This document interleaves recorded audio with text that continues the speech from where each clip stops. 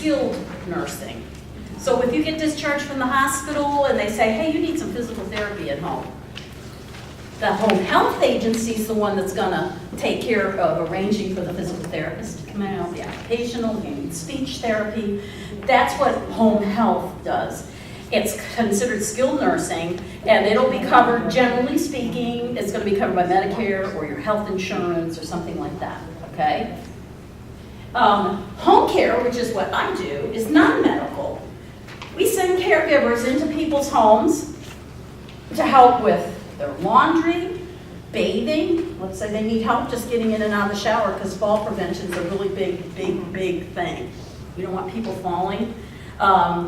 We can help take them to doctor's appointments. We can remind them to take medication. There's a whole list, and in that packet, I have a list of the kinds of services that home care companies provide. Keep going. I don't want to. So the home health agency will tell you if they qualify and what they qualify for. And I always recommend when I have clients that have long-term care insurance, well, does my long-term care insurance policy cover it? I said it's an insurance company. They're going to look for ways not to pay. So that's the first thing. You need to read your policy and you need to call the insurance company because they're the ones at the end of the day are going to tell you whether it's covered or not. Okay. So these are activities of daily living. In here, there is a list of activities, and it says personal care, and those are the kinds of activities that are activities of daily living. That's usually a long-term care policy is going to say, hey, you got to meet 2 or 3 of these activities of daily living before your policy will go into effect. If you just want me to go pick up your mail or take the trash down, that ain't an activity of daily living. It may be important, but okay, keep going. So who can help with ADLs? Family caregivers are the backbone in this business. We just don't want them getting burned out. You want to have the adult child have quality time when they're visiting mom, not necessarily doing laundry. So maybe it's 1 day a month just to let them get together and have a caregiver do some things around the house. There's adult daycare programs, community-based programs. A lot of churches may have a program.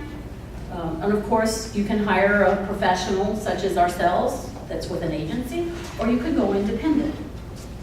What's the ADL stand for again? I'm sorry. Activities of daily living. Activities of daily living. Yes, ma'am. Okay.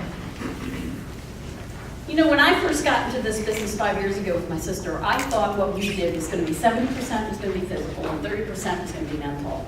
No, it's 30% is physical and 70% is mental, or psychological, or spiritual, whatever you want to call it.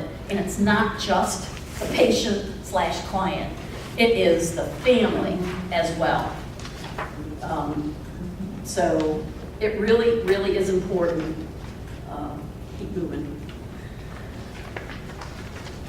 I mean, all of us, if we have a good self-worth, have something to be interested in,